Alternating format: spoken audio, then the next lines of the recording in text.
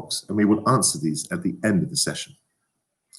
Without further delay, I'm excited to hand over to Autumn, who is going to tell us about maximizing your lesson planning with the Teacher Toolkit.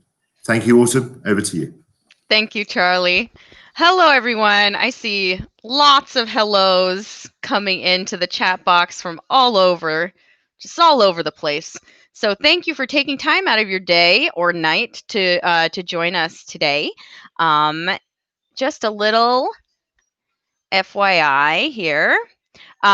This webinar is being recorded, and within 2 weeks after the event, we'll send you a link to the recording, a personalized certificate, and a virtual goodie bag. Exciting stuff. So I will be talking about lesson planning with the GSE Teacher Toolkit. And I did create this session borrowing lots of ideas from my director, who is Mike Mayer. So before we get started, I would like to get a touch base with you all on your familiarity with the GSE Teacher Toolkit. So I'm going to ask you a huge favor.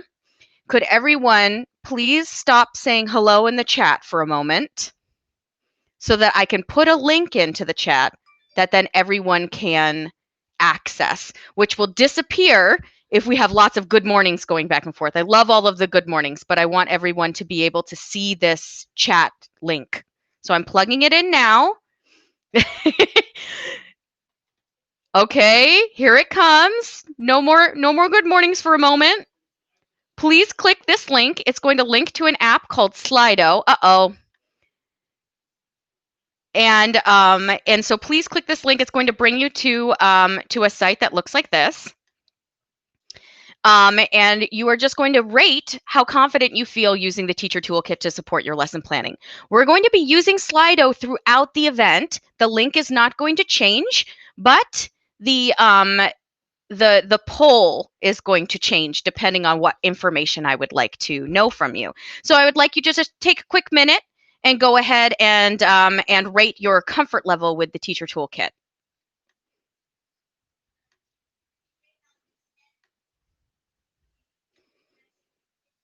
Okay, I see lots of results coming in here. Okay. Oh, good. We have more 1s than 5s. So that is always a good sign so that you're going to learn something new today. Okay, I'm going to keep it open for one more minute. Okay. Excellent. Thank you so much for giving me this information. So let's mosey on. So it looks like many of you have not used the Teacher Toolkit before or are not so familiar with it. So I think you're going to get some good stuff out of this workshop. Fingers crossed. So in this workshop, we will review a few important concepts that will ground your understanding of what I'm going to go over here in the CEFR and in the GSE. And then we'll explore how to use the Teacher Toolkit as the foundation for planning lessons. So before we go into this, we're going to go back to Slido. And we are going to take a quiz together. Thank you, Charlie, for putting this back in here. I'll put it in here too. So if you hadn't clicked it before, please click that link now. It is going to bring up our quiz on your screen, and I'm going to start the quiz. Now I'm going to turn off the poll, and we are going to start the quiz. So now you will see something that says this, join the quiz. So you go ahead and enter in your name. I'll put in my name here, and you click join. Great, I see 20 users have already joined. Excellent. If you are unable to join, it's okay. I'm going to share my screen so you can see the questions that we're asking throughout the quiz as it's going on. Okay. So let me go back to screen sharing. Excellent. Okay, so here we go. We have 57 people in. That is a good number. So let's start.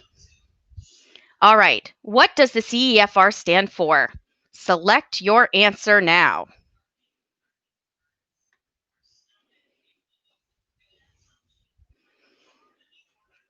Okay.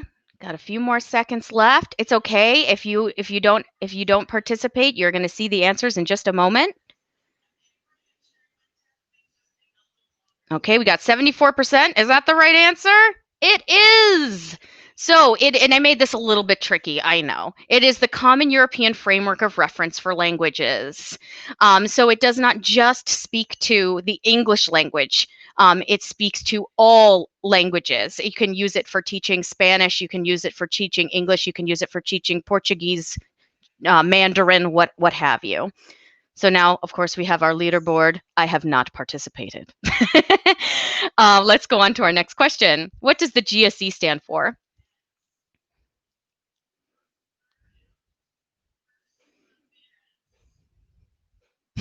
I see no one has chosen my really, really wonderful answer, which is the Great Scale of English. I mean, the GSE is definitely great, but I can see I haven't fooled too many of you. Oh, thank you for choosing the Great Scale of English. It is great, but the correct answer is the Global Scale of English. So now we know what that abbreviation stands for. Let's go on to our next question. Why is it a good idea to be familiar with the CEFR, the Common European Framework? It describes learner proficiency more precisely. It's a globally recognized framework. Many local national qualification exams are aligned to it, or all of the above. All right, sorry if we ran out of time there. I see that everyone has selected at least a few answers, and you know what? They're all correct. The Common European Framework of Reference, it does describe learner proficiency more precisely than beginner, intermediate, and advanced. It breaks it down in more precisely than just those three things. It is globally recognized. And yes, many local qualifications and exams are aligned to the CEFR. So if you are teaching your students and measuring their progress according to the CEFR, then that can align with certain tests that they will take in order to gain entrance to university, et cetera, et cetera. All right, let's move on to the next question. How is the GSE helpful? Select all that apply. It's focused specifically on English language development.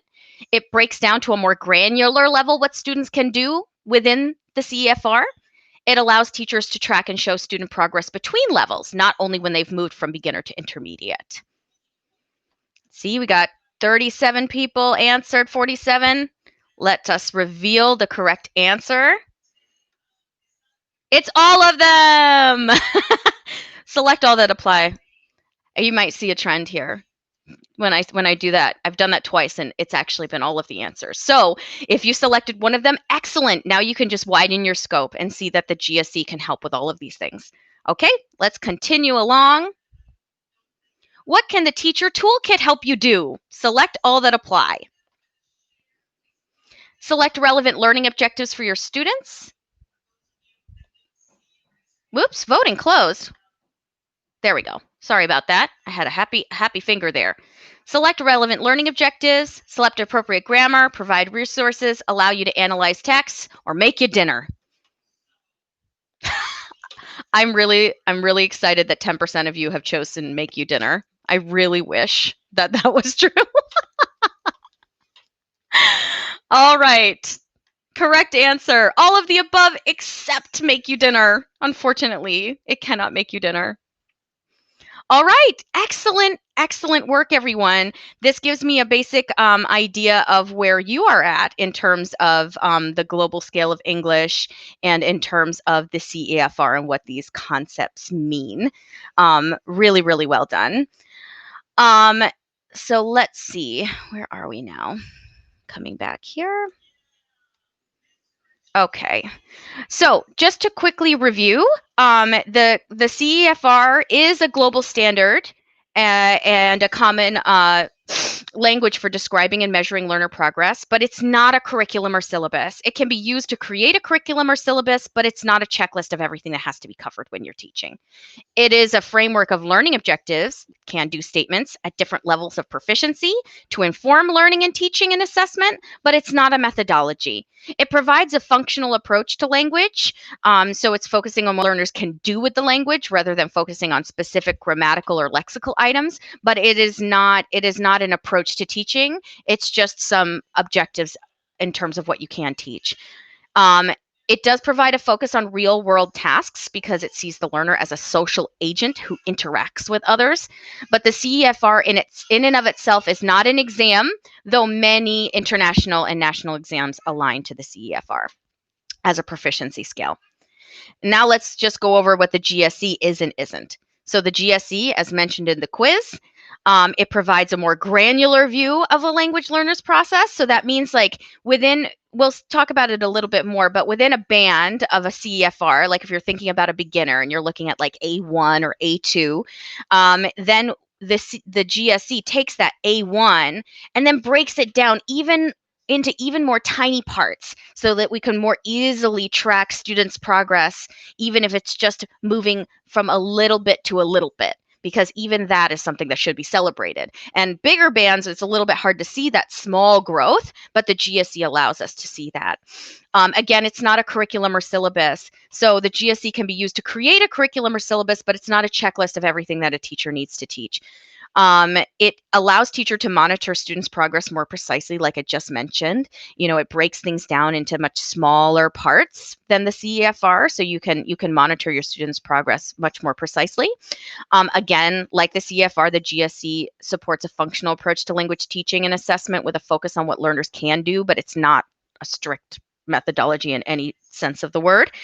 And finally, the GSE does provide a resource of specific learning objectives for a variety of learners so that you can tailor lessons to those students' individual needs within their CEFR levels.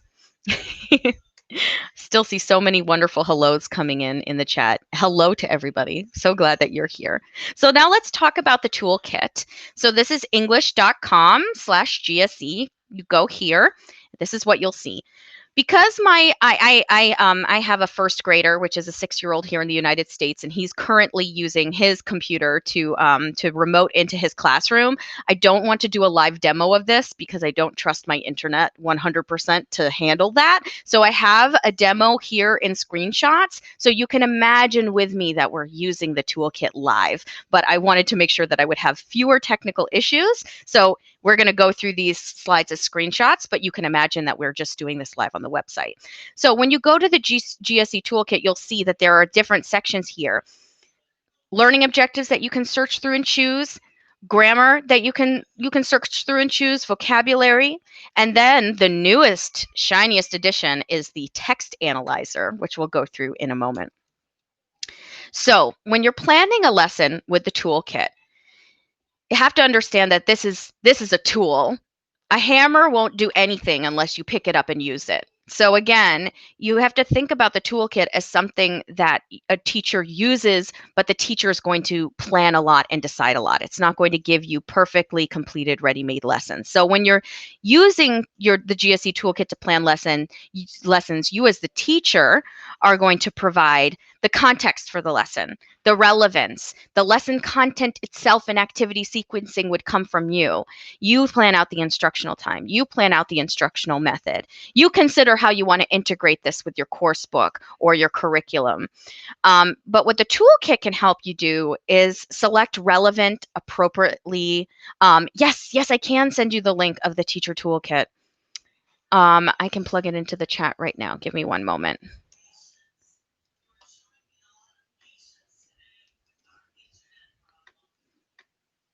Here you are. Don't leave me behind. Stay with me in the presentation, but go feel free to click on it and have a look. It's going to bring up this right here. Okay. As I was saying, the GSE Toolkit provides relevant leveled learning objectives for developing reading, listening, speaking, and writing. You're welcome. And it allows you to search for grammar and vocabulary suggestions to integrate with your learning objectives. And then it provides text analysis for authentic text that you're thinking of bringing into your classroom, as well as other free lesson planning resources that we'll talk about. Okie doke. So I'm going to walk you through how I might plan a lesson with the toolkit. And we can imagine we're teaching a group of adult learners at a high A1 level, which would be GSE 27 to 29, and we want to get them to a high A2, low A2 plus GSE 35 to 37 by the end of your course. So this is just one lesson though. So we're deciding that we're going to teach a lesson around directions, focusing on speaking. So now I'm thinking, okay, this is my student's current level. It's around 28 in the GSE here, the high A1 in the CEFR. So that I want them to get to 35 to 37, A2, A2 plus level. So then when I'm thinking about my lesson, I'm going to be looking for GSE objectives in this range, because I'm going to be looking between 32 and 38. It's higher than their current level. It's a little bit, it kind of aims towards where I want them to go, because this provides a zone of proximal development based off of Vygotsky's theory of language learning and development in a social frame, which means that a learner is going to develop well if they have the right amount of challenge, not too difficult, but not too easy. So when I'm looking for my lesson objectives, my grammar by vocabulary, I know I'm going to plan to look at this band, because if I look lower, it's going to be a little too easy. If I look higher, it's going to be a little too challenging. But this hopefully will allow that Goldilocks principle to live in my lesson in terms of choosing things that are a little bit challenging, but not so challenging that the student feels that they can't progress. Okay, so the first thing you need to do is get out your lesson plan. Whatever your lesson plan looks like. Here's an example. Maybe it's just a bunch of Post-it notes. We all plan in a different way. Then we are going to start with our objectives. We're going to search for and select your lessons learning objectives. So when you go to the toolkit, you're going to see all of these different things. We're going to select that band based off of what I just showed you in the previous slide. We're then going to select our learners. We're going to select the skill. I mentioned that we want to do speaking. We want to do directions. And then it allows us to show the results. So I can really kind of target in on what I want to do.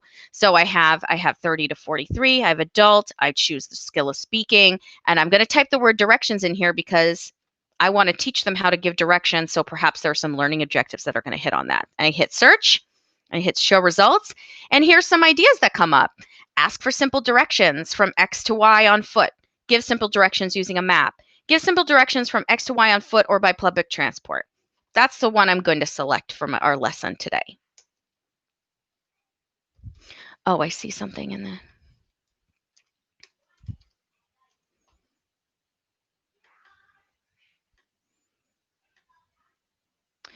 So the name of the person that I mentioned in the zone of proximal development, I want to, I'll plug that into the chat because I just saw that coming up.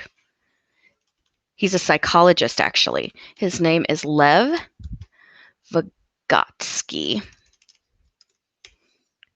There's lots of Y's in his name. And he developed a theory called the zone of proximal development. Do a Google, you'll find lots of stuff. Okay, so now back to our learning objective. I click on our learning objective, and something that is great is that it shows me related grammar that might be needed. It even can show an associated job profile, like what kind of people might be using these objectives, might need these objectives in the workplace. Again, I have my skill, my GSE level, and my CEFR band here. So then once I have my objective, I'm gonna then go into that related grammar. I want to think, okay, what's the target language I need for my lesson to teach this skill appropriately? Yes, I'm sure you know about Vygotsky. I think that somebody was asking for a little bit more information. So glad none of this is too new for all of you. Okay, let's go to the next slide. Oops.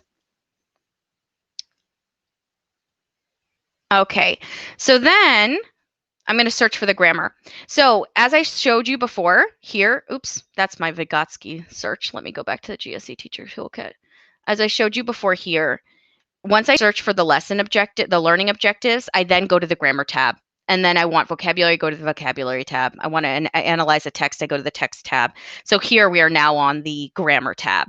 So I can search for grammar by category. This can get really specific. So it's with the grammar, it's only for adult learners though. Just just keep that in mind. So though you can, of course, search for young learners, but once learners get really young, the way you would teach grammar is going to be a lot different than how you would teach it with adults. So you choose your grammatical category, then you can even get a little bit deeper in terms of movement, place, position. Sometimes I say do a wider search and see what you get first, and then if you really want to get specific, go there. But I often go wide and then go specific. But once you're doing prepositions, you know that you probably want to be specific just because there are so many different ways we can use them. So now I'm searching for my grammar. I've chosen my grammar. Okay, here we're going to do prepositions of place. We're going to do prepositions of movement. Then I can click here. It doesn't show up for every grammar objective, but we have a lot of free resources available in the toolkit. So even something that's great to do is if you're just teaching a grammar lesson, you find your grammar learning objective, and then you just see if there are any additional resources in this folder, because you could just use those directly in your classroom. So then I go and I look and I'm like, oh, this is great. I want people to give directions. Here's a nice little map. I don't have to draw one myself.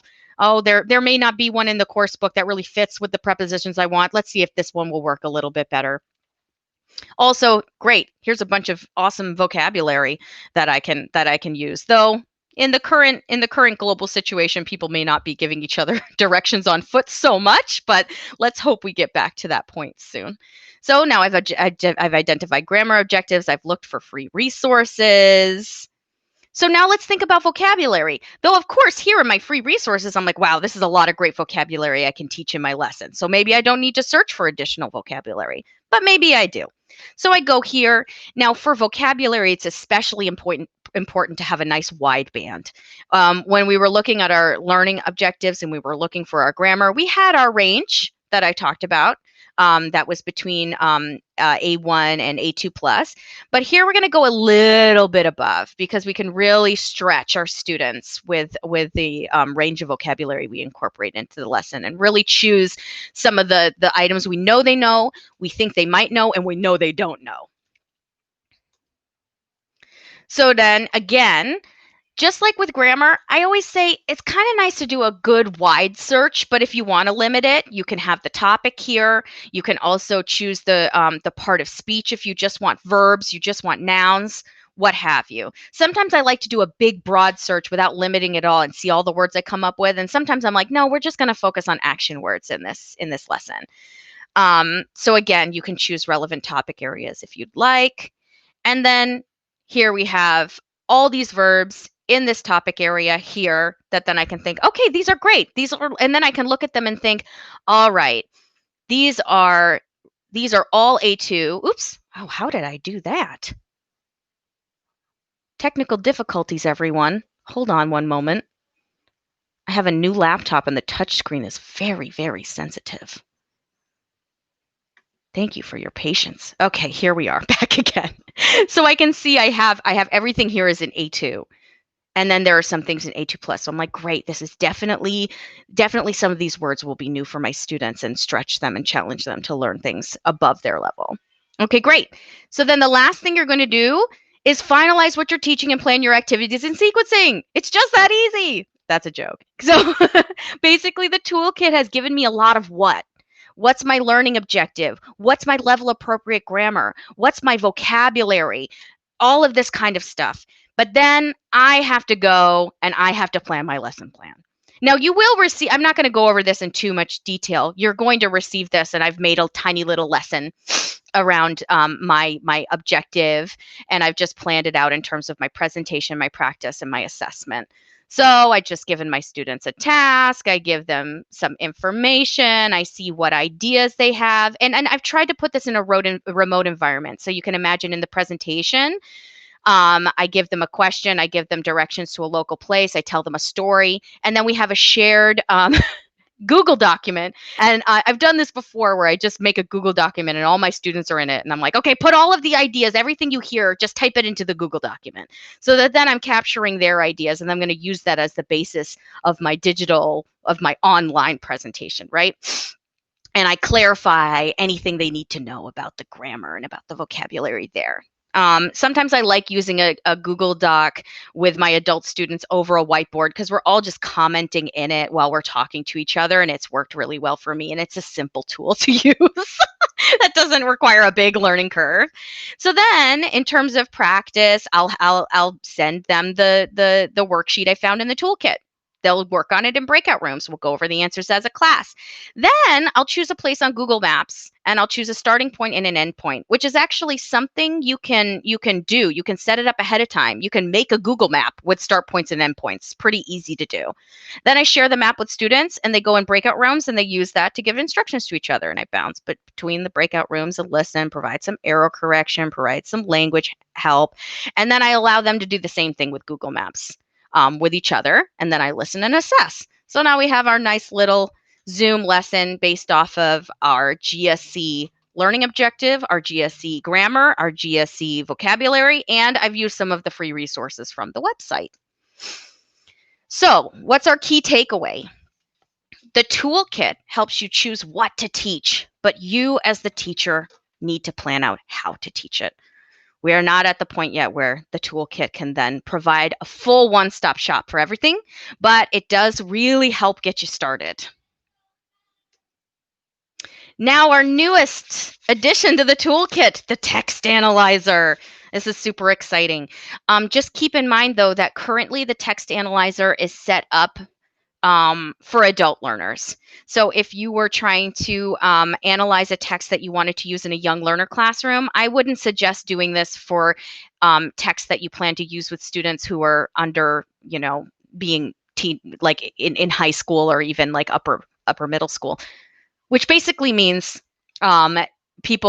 teens or maybe 10 to 12 years old, depending on their language level, because really it doesn't have all the things built into it that you would need to consider when you're analyzing text for kids, especially kids who can't read yet, and you're developing those literacy skills. But that being said, it's really cool. So you click on text analyzer and it brings you here. The one thing you have to keep in mind is that there is a limit of characters. You can only analyze 500 words at a time.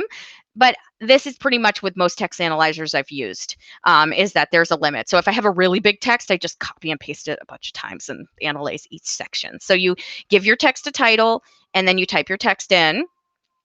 And then you hit analyze and it analyzes the text for you. And then what it will do is it'll break it down. What's the GSE level? What's the CEFR level? And then it gives you a word count, sentence count, and then it highlights in yellow the words that are a bit higher than what your students might handle. So that allows you to either adapt the text, replace some words, or really choose those words to explore in your classroom with your students.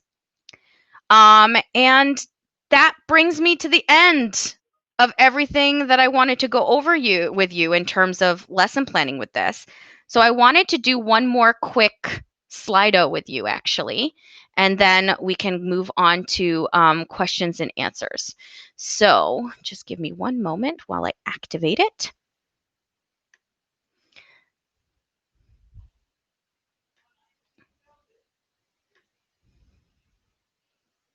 Oh, I see we already have some questions coming into the Slido, which is excellent. I'll handle those, Charlie.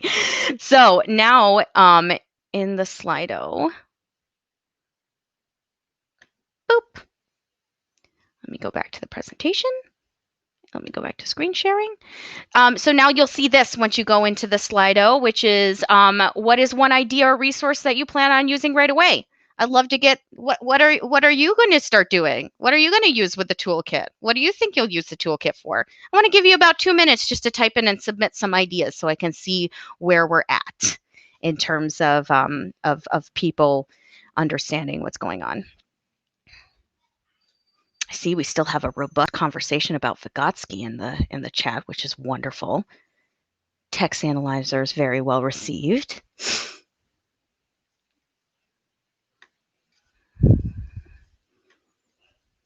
Here again, great. Let's get those in here in the Slido here. Here's the link one more time. Oh, great. Everybody's really excited as I am about the text analyzer. Are we going to get this recording? Yes, you are. Great new ideas, objectives for the lesson planning. Excellent. Bingo game to introduce a topic. Ooh, very, very cool. Book analyzer, toolkit, text analyzer, grammar. Great. Looking for speaking tasks, which you will find in the additional resources in the grammar part. Excellent. Just to see my ideas. Excellent. Wonderful. Someone wrote text analyzer with a question mark. But I think that they mean that they're going to use the text analyzer. Yes, definitely mine the toolkit for the additional resources. It's really, really great. Slido! You know, I'm really happy somebody put that they're going to take Slido away from this session, because Slido is just a lot of fun to use. And I highly suggest it. It's also very easy to use, and it's free. So all you need to do is just go to slido.com. They have tons of training videos on how to use it as well. And it's fun to use with your students, and you can also integrate Slido with presentations as well. But just like most applications, they have a free version and a paid version. So I'm using the free version.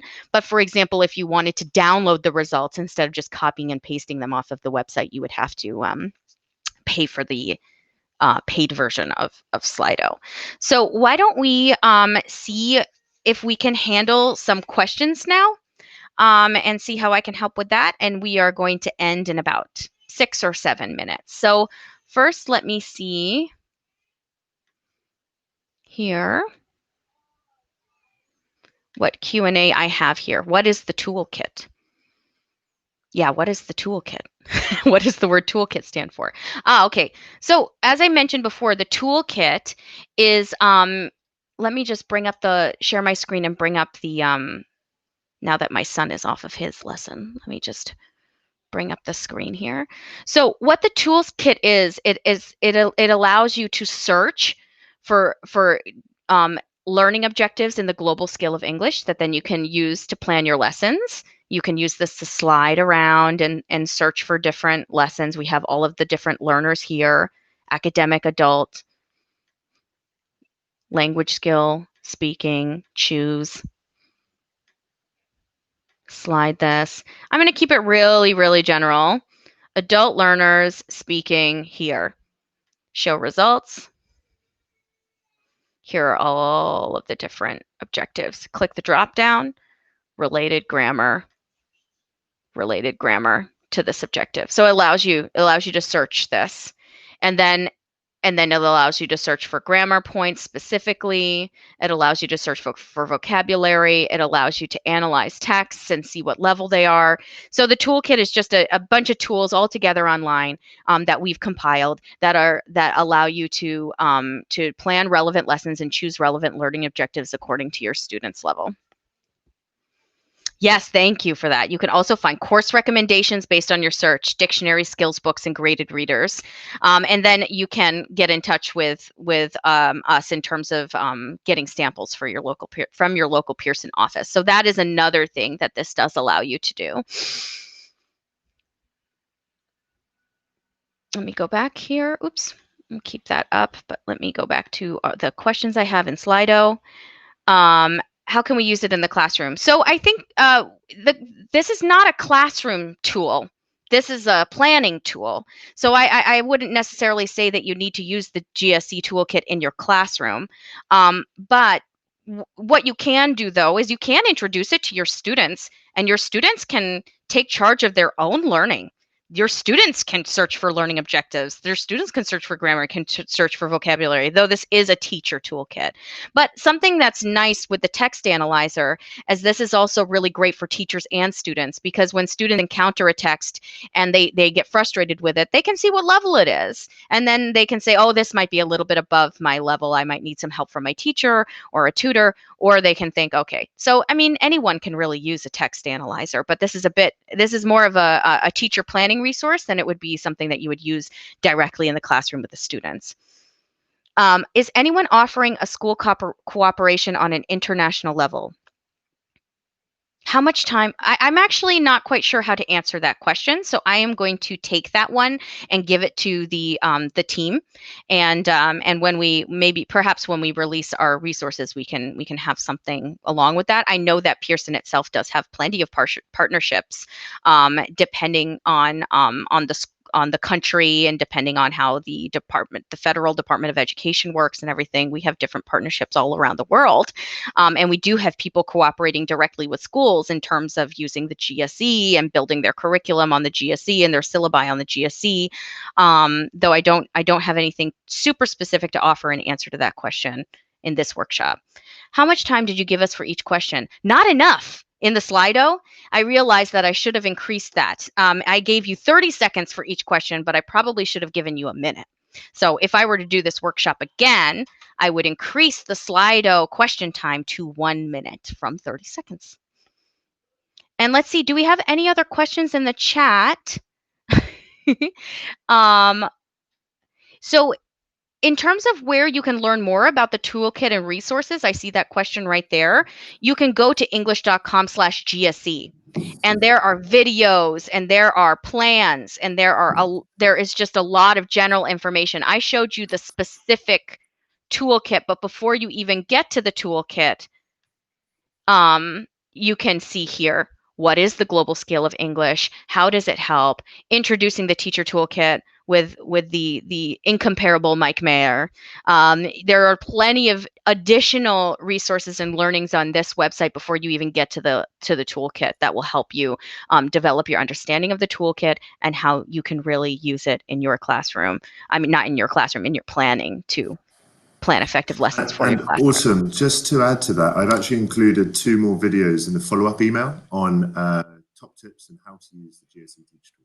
So wonderful. Email after the session, there are 2 more videos that the attendees can watch. Excellent. Someone asked, how can we assess which GSE level our students are? Pearson actually has a placement test for that. Charlie, are we planning on sending out any resources around the Pearson placement test?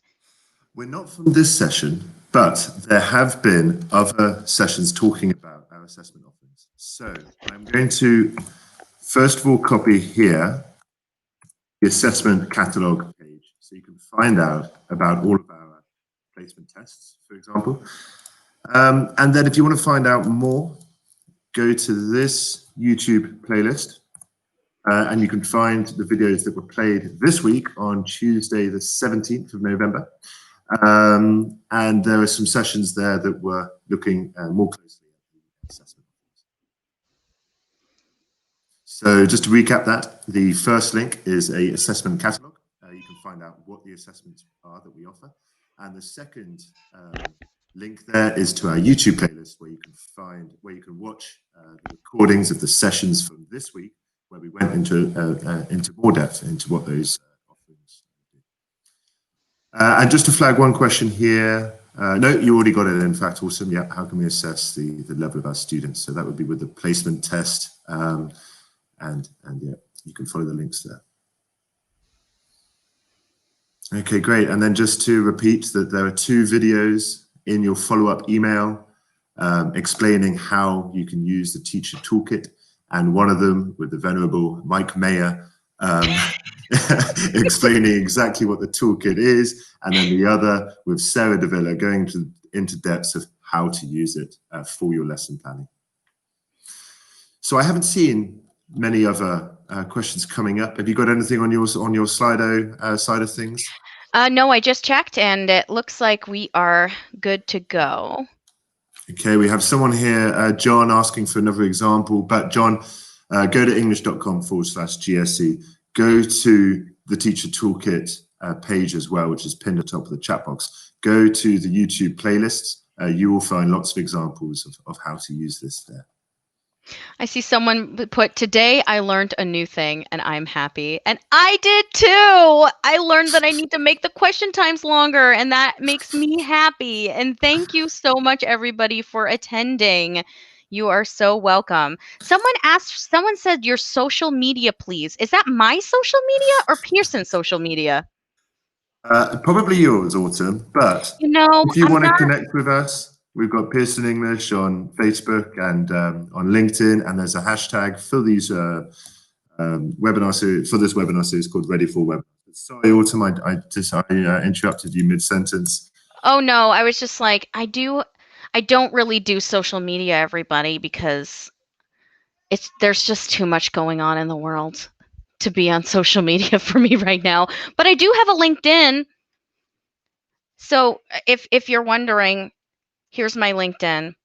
I think that'll work.